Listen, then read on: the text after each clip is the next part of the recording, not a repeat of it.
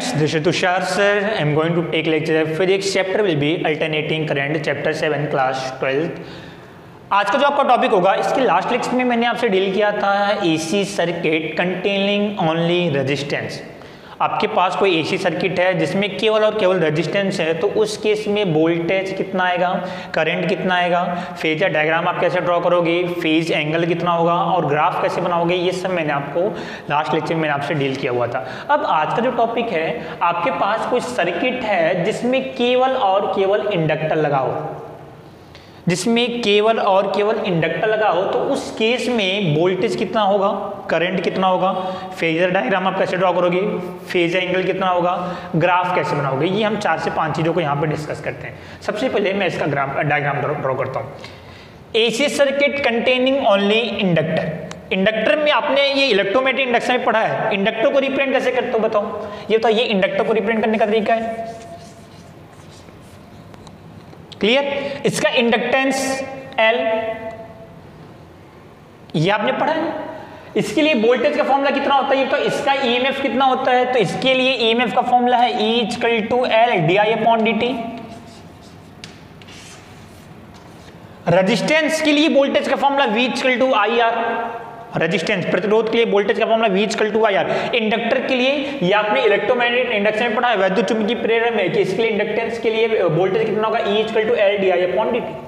कोई इशू वाली बात नहीं। चल, अब हमारे पास एक सर्किट है जिसमें केवल और केवल इंडक्टर है, तो चलो ये मैंने एक इंडक्टर बना दिया, इसका इंडक्टेंस मैंने ले लिया L। ये एक एसी सर्किट है, तो मैंने यहां पर एक एसी वोल्टेज कनेक्ट किया, ये एसी वोल्टेज का सिंबल हो गया। वोल्टेज की वैल्यू कितनी, तो वोल्टेज की वैल्यू आपको पता है, वोल्टेज का फॉर्मूला कितना, V = Vm sin ωt। यहां से इतना वोल्टेज गया, ये प्लस है, ये माइनस है, यहां पे इस तरीके से करंट आपका जाएगा। ये एक बार करंट आपका क्लॉकवाइज, अगेन करंट आपका anticlockwise, then current clockwise, then current आपका एंटी क्लॉकवाइज। और यहाँ पे तो अगर यहाँ पे करंट जनरेट, अगर यहाँ पे करंट अगर आपका फ्लो हो रहा है, तो यहाँ पे मैग्नेटिक फील्ड क्रिएट होगा। ये सब आपको पता है, ये सब में कुछ बताने की जरूरत नहीं है, ये मैंने आपको ऑलरेडी बताया हुआ है, ठीक। अब सबसे पहले बात आता है कि हमने यहां से कितना वोल्टेज सप्लाई किया, ये तो वोल्टेज की वैल्यू कितनी है, V = Vm sin ωt। आपने इतना वोल्टेज सप्लाई किया, क्लियर। अब इतना वोल्टेज सप्लाई करने के बाद से यहां पे जो करंट आपकी फ्लो हो रही है, उसको मैंने सपोज कर लिया I की वैल्यू कितनी होगी वो मैं निकालता हूं। तो मैंने वोल्टेज कितना सप्लाई किया, Vm sin ωt। पूरा का पूरा वोल्टेज ड्रॉप कहां पे हुआ है, यहां पे ड्रॉप हुआ। चलो, तो मैंने सप्लाई कितना दिया, Vm sin ωt। That voltage will be drop in the inductor, और यहां का वोल्टेज कितना होता है, L di/dt। जैसे यहां पे एक रेजिस्टेंस है, ये V है, ये I है, ये R है, तो आप क्या लिखते हो, V = वोल्टेज कितना सप्लाई किया V, और यहां का वोल्टेज ड्रॉप कितना IR, यही तो लिखते हो ना। सेम टू सेम यहां का वोल्टेज मैंने कितना सप्लाई किया, Vm sin ωt, और ड्रॉप यहां पे कितना हुआ, L di/dt, ठीक। चलो, आपको बताना कि करंट कितना होगा, तो हमारे पास यहाँ पे DI है, तो DI से आपको I लेके आना है। तो चलो, इसको L को नीचे करता हूं मैं, dt को मल्टीप्लाई करता हूं। सॉल्व करना मैंने स्टार्ट किया, dt को मल्टीप्लाई L को नीचे, तो मैंने यहाँ पे लिखा DI = ये L नीचे आ जाएगा, तो कितना, Vm/L sin ωt × dt, ठीक है। ये मल्टीप्लाई और ये नीचे, तो DI = Vm sin ωt/L × dt, ये DI आ गया। अब इसके बाद से अब मुझे I चाहिए, तो मुझे क्या करना पड़ेगा, सीधी सी बात है, मुझे इंटीग्रेट करना पड़ेगा बोथ से। तो मैंने दोनों साइड इंटीग्रेट किया, तो DI = Vm/L sin ωt × dt। DI का integration I, Vm maximum voltage constant, L already constant, तो Vm/L बाहर, integrate sin ωt × dt। Sign का यहां पे देखो, साइन के साथ ओमेगा टी है और यहां पे केवल टी है, तो यानी कांस्टेंट ओमेगा है, तो साइन का जो डिफरेंशिएट होता है वो होता है कॉस, और इंटीग्रेट निकालते समय साइन चेंज कर देते हैं, तो साइन का डिफरेंशिएट कॉस, तो इंटीग्रेट कितना, माइनस कॉस। चलो, तो ये हो जाएगा I is equal to V M upon L, इसका इंटीग्रेशन माइनस कॉस, तो माइनस को मैंने ले लिया बाहर, और कॉस ओमेगा टी। और मैंने आपको बताया था कि यहाँ पर अभी अगर यहाँ पे केवल और केवल टी रहता साइन टी तो ये कंप्लीट है, कॉस टी हो जाता, लेकिन यहाँ पर ओमेगा कांस्टेंट है, तो जो भी कांस्टेंट रहता है उससे हम क्या करते हैं यहाँ पर डिवाइड कर देते हैं, दैट क्लियर। आगे यहां पे ओमेगा को बाहर कर दो तो ये आपका आ जाएगा I is equal to minus V M upon omega L cos omega T. ये I is equal to minus V M upon omega L cos omega T. ये बताओ कॉस को आप साइन 90 माइनस थीटा लिख सकते हो क्या? Sine 90 minus theta is the cos theta, सीधी सी बात है, आपको पता होगा ये साइन 90 को लिखते हो pi by 2 minus theta, that will be equal to the cos theta. Replace change कर देते हैं, तो यहाँ पे कॉस की जगह मैंने लिख दिया sine minus pi by 2 minus theta, तो I is equal to minus V M upon omega L, cos की जगह पर मैंने लिखा sine pi by 2 minus theta की जगह पे कितना है ओमेगा टी, कोई दिक्कत है, sine 90 minus theta that is the cos theta. Minus है तो माइनस एन में अंदर मल्टीप्लाई करता हूं तो that is the minus N that is the plus, ये माइनस होएगा और ये प्लस होएगा। चलो माइनस को अंदर कर दो तो I is equal to V M upon omega L sine multiply तो ये हो जाएगा ओमेगा टी, प्लस में आगे लिख दिया और ये माइनस में तो omega T minus pi by 2। Clear समझ में आया? अब मेरी आप बात समझो, अब जैसे इसको मैंने पूरा अगर मुझे लिखना हो तो मैंने यहां पे लिखा I is equal to V M sine omega T minus pi by 2 divide omega L. हमारे पास जैसे I का फॉर्मूला क्या होता है, अगर केवल रेजिस्टेंस होता है तो I is equal to V upon R। Same to same अगर आप यहाँ पे देखो इस इक्वेशन को तो I इज इक्वल टू ये पूरा वोल्टेज हो गया, I is equal to V upon R। ये क्या है, ये कहीं ना कहीं एक रेजिस्टेंस की तरीके से काम कर रहा है। किसका रेजिस्टेंस? इंडक्टर का resistance. I is equal to ये हो गया पूरा का पूरा V अपॉन R, तो I equal to V upon R। तो ये जो ओमेगा एल है ये एक रेजिस्टेंस की तरीके से काम कर रहा है। इसका काम क्या होगा, ये करंट को अपोज करेगा। ओमेगा एल रेजिस्टेंस का काम क्या होता है, वो करंट को अपोज करने का काम करते हैं। तो ये जो ओमेगा एल है इसको हमने नाम दिया, ओमेगा एल को हमने बोल दिया inductive reactance. Inductive reactance Hindi में आप इसको बोलते हो प्रेरकीय प्रतिघात। हिंदी में आप इसको बोलोगे प्रेरकीय प्रतिघात। और ओमेगा एल इसको आप रिप्रेजेंट करोगे किसके साथ, एक्स एल के साथ, X L equal to omega L. तो ओमेगा एल है क्या एक्चुअल में, ये आपका एक रेजिस्टेंस ही है। किसका रेजिस्टेंस है? आपका ये इंडक्टर का रेजिस्टेंस है। इसकी यूनिट क्या हो जाएगी, फिर यूनिट क्या हो जाएगी इसकी, तो यूनिट विल बी ओम। ओ है तो रेजिस्टेंस ही ना, ये किसका रेजिस्टेंस है, इंडक्टर का रेजिस्टेंस है, और रेजिस्टेंस की यूनिट क्या होती है, ओम होती है। तो I equal to V upon R, R की जगह पे यहाँ पे क्या है, इसका रेजिस्टेंस कितना होगा, तो इसका रेजिस्टेंस होगा आपका ओमेगा एल। ओमेगा एल को मैंने बोल दिया XL, XL will be inductive reactance. Hindi में आप इसको बोलते हो प्रेरकीय प्रतिघात। इसका स्क्रीनशॉट लो, फिर मैं आपको आगे नेक्स्ट बताता हूं। चल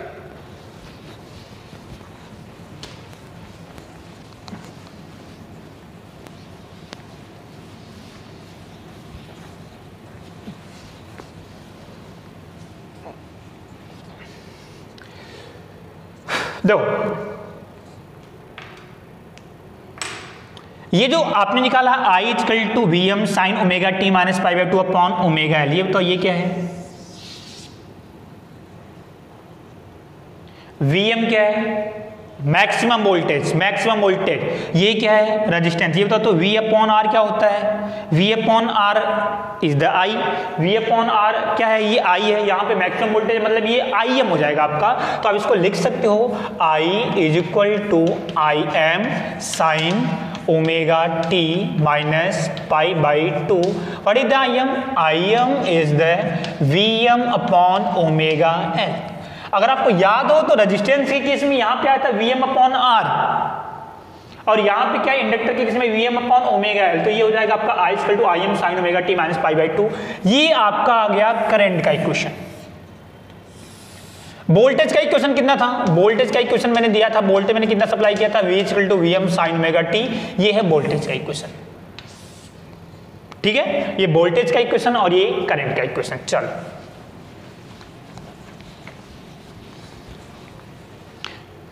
मुझे आप भी दोनों इक्वेशन देख के बताओ, दोनों का फेज सेम है कि नहीं, कि फेज में कुछ ना कुछ डिफरेंस है। वोल्टेज का फेज कितना? Omega T. वोल्टेज का जो फेज है वो कितना है? करंट का जो फेज है ये तो करंट का फेज वो कितना है? Omega T minus pi by 2।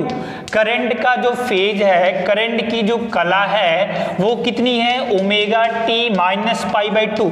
Voltage का फेज ओमेगा टी है, तो ये जो है वो omega T minus pi by 2 है। मतलब जो करंट है वो वोल्टेज से पीछे चल रहा है, यानी कि लैग कर रहा है। कितना लैग कर रहा है? 90 डिग्री वोल्टेज से लैग कर रहा है। मतलब आई जो है वो लैग कर रहा है, पीछे चल रहा है। I lag by 90 degree, I lag by 90 degree voltage.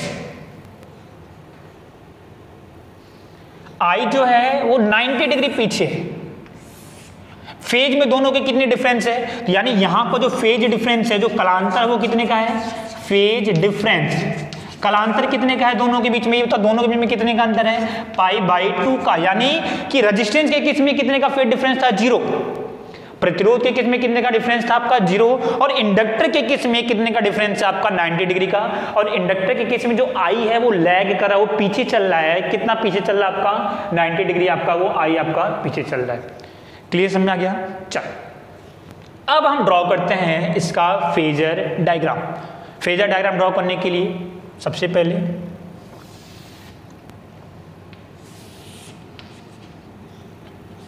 मैं वोल्टेज का सबसे पहले फेजर डायग्राम ड्रॉ करता हूं। तो वोल्टेज का फेजर डायग्राम ड्रॉ करने के लिए वोल्टेज की मैक्सिमम वैल्यू कितनी? Vm, और एंगल कितना? Omega T. तो यहां से ये रेफरेंस पॉइंट होगा, यहां से Vm जितने लेंथ लेकर और ये ओमेगा टी जितना एंगल, ये हो जाएगा।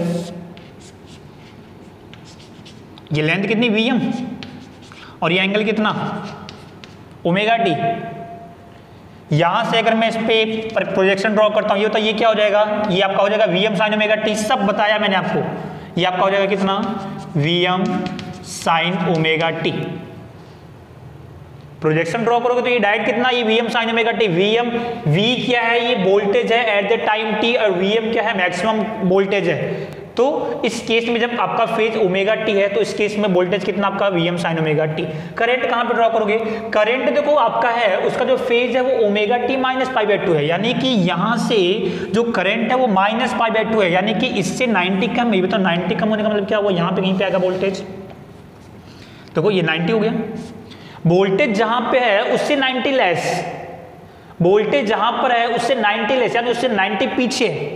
पीछे यानी पीछे का मतलब क्या हुआ? कि ये आप इसको यहां पे ड्रॉ करोगे। ये किसकी वैल्यू? ये हो जाएगी किसकी वैल्यू? Im की वैल्यू। ये Im है। क्लियर समझ में आया? तो अगर ये Im है तो ये कितना हो जाएगा आपका? ये आपका हो जाएगा Im sine omega T minus pi by 2। कोई दिक्कत? डिक्टो कुछ भी नहीं करना है। ये फेजर डायग्राम मैंने आपको ड्रॉ करना ऑलरेडी बताया हुआ है किस तरीके से ड्रॉ करोगे। ग्राफ किस तरीके से बनाओगे आप? ग्राफ भी बना लेते हैं।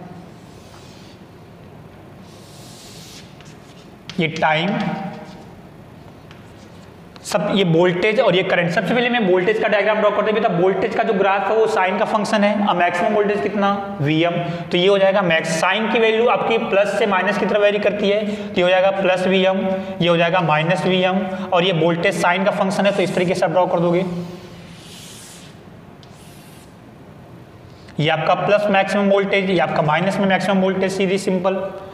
करंट जो है आपका, करंट जो है वो sign omega T minus pi by 2 है। माइनस पाई बाई 2 का मतलब क्या हुआ? कि 90 डिग्री लैग कर रहा है। 90 डिग्री लैग करने का मतलब क्या हुआ? कि ये जो ग्राफ आपका स्टार्ट होगा, अभी बताओ Vm अधिक है कि Im अधिक है? ये तो आपको ये भी मैंने बताया हुआ है कि Vm is always greater than Im। Clear. और अभी आपने इक्वेशन भी देखा था आई का इक्वेशन अभी आपने देखा था, आई इक्वल टू कितना आया था, Vm upon omega L minus cos omega T. यही तो था ना, तभी तो आपने कॉस को साइन में चेंज किया था ना, अभी मैंने लिखा था कॉस को आपने sine 90 minus sine pi by 2 minus omega T किया था। मुझे अभी बताओ इस ग्राफ से, इसी इक्वेशन से देख के मुझे बता दो आप, I is equal to minus Vm upon omega L cos omega T, यानी कि जो आई का जो ग्राफ है वो किसका ग्राफ बनेगा, कॉस का ग्राफ बनेगा। कहाँ से स्टार्ट होगा, माइनस से स्टार्ट होगा। तो कॉस का ग्राफ कहाँ से स्टार्ट होता है, मैक्सिमम से स्टार्ट होता है। तो मैक्सिमम ये और ये भी मैक्सिमम है, ये भी मैक्सिमम है, ये भी मैक्सिमम है, लेकिन यहाँ पे साइन क्या है, माइनस का, मतलब ग्राफ कहाँ से स्टार्ट होगा, यहाँ से। चल, तो जहाँ पे इसकी वैल्यू 0 वहाँ पे वैल्यू मैक्सिमम, जहाँ पे ये मैक्सिमम वहाँ पे 0, जहाँ पे ये 0 वहाँ पर मैक्सिमम, जहाँ पे ये मैक्सिमम वहाँ पर 0, जहाँ पे ये 0 वहाँ पर मैक्सिमम, जहाँ पे ये मैक्सिमम वहाँ पर 0। इस तरीके से आपका चलेगा।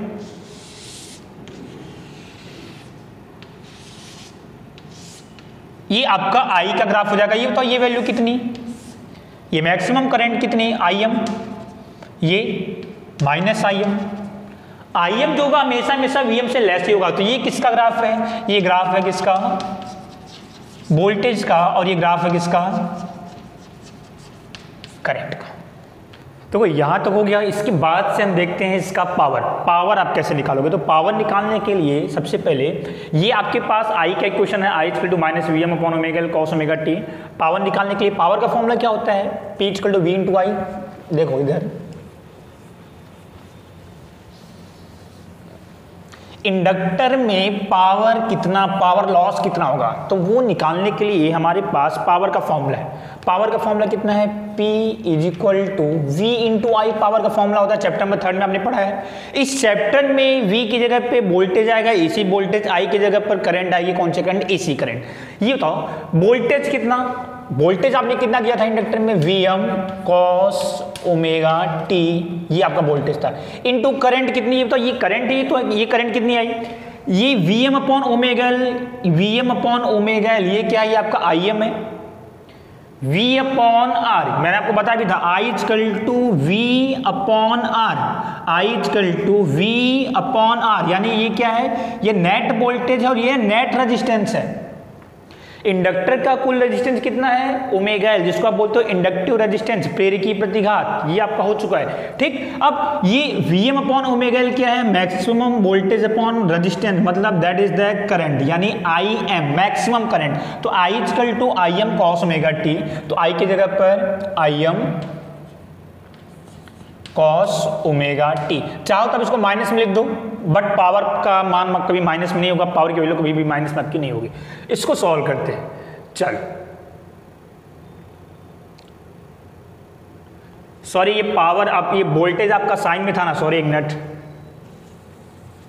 वोल्टेज की वैल्यू साइन में थी ना, V equal to Vm sine omega t। इसको मैं सॉल्व करता हूं, तो P is equal to Vm Im, मैंने 2 से मल्टीप्लाई किया, 2 से डिवाइड किया, तो 2 इधर आ जाएगा, और 2 से मल्टीप्लाई तो 2 sine omega T into cos omega T, कोई इशू नहीं, 2 से 2 कैंसिल, आपका same equation. 2 sine A cos A, that is the sine 2a, sine 2 theta will be 2 sine theta cos theta, तो इसको आप लिख सकते हो साइन 2 थीटा।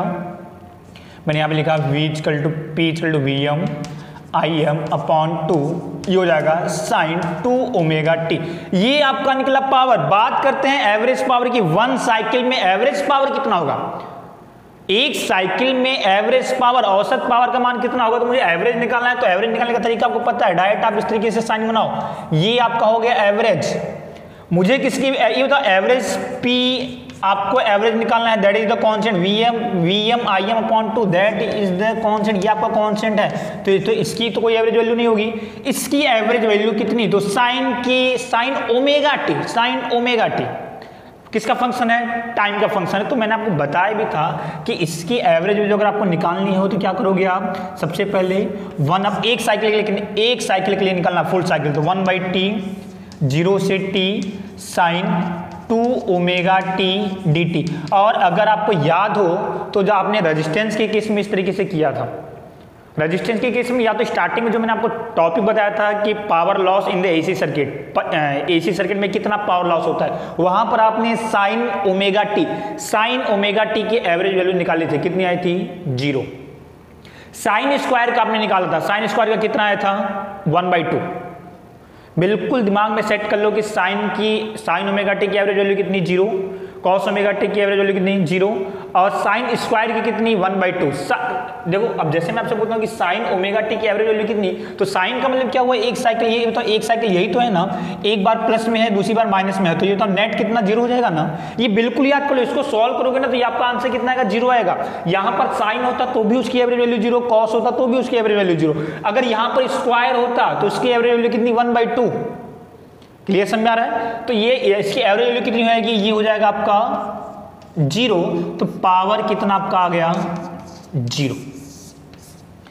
कहने का मतलब क्या हुआ कि इंडक्टर में पावर लॉस आपका कितना होगा, आपका 0, पावर कितना होगा 0। अब एक पॉइंट आपका और आता है कि बताओ इंडक्टर में एसी करंट और डीसी करंट, एक बात समझ लो आप,